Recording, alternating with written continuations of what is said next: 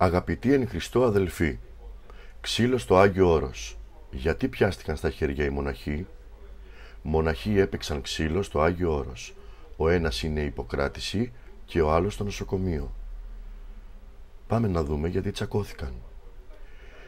Η υποκράτηση παραμένει ο 35χρονος Ρουμάνος μοναχός που συνελήφθη στο Άγιο Όρος με την κατηγορία ότι ξυλοκόπησε 53χρονο λευκό Ρώσο μοναχό. Εις βάρος του ασκήθηκε ποινική δίωξη για βαριά σωματική βλάβη και παραπέμφθηκε να δικαστεί στο αυτόφορο τριμελές πλημελωδικείο της Θεσσαλονίκης, από το οποίο ζήτησε και αναβολή.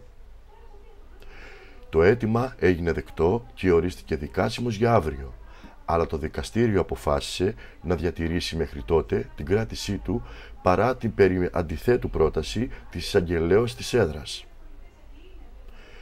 Το περιστατικό συνέβη το απόγευμα της Κυριακής, στον Αρσανά της Ιεράς Μονής Χιλανδρίου.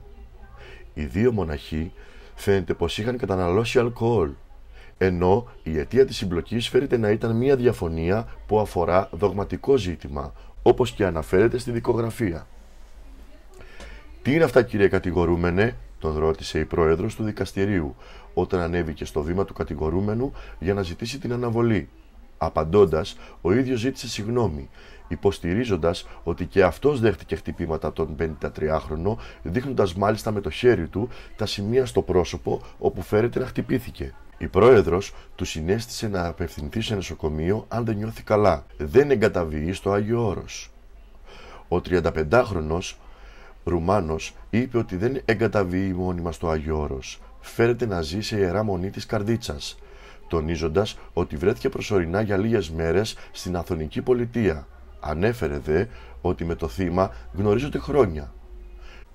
Στο μεταξύ, ο 53χρονος νοσηλεύτηκε αρχικά με τραύματα στο κεφάλι στο Γενικό Νοσοκομείο Πολυγύρου Χαλκιδικής και εν συνέχεια διακομίστηκε προληπτικά στο Ιπποκράτειο Νοσοκομείο Θεσσαλονίκης, σύμφωνα με έγγραφο που προσκομίστηκε στο δικαστήριο.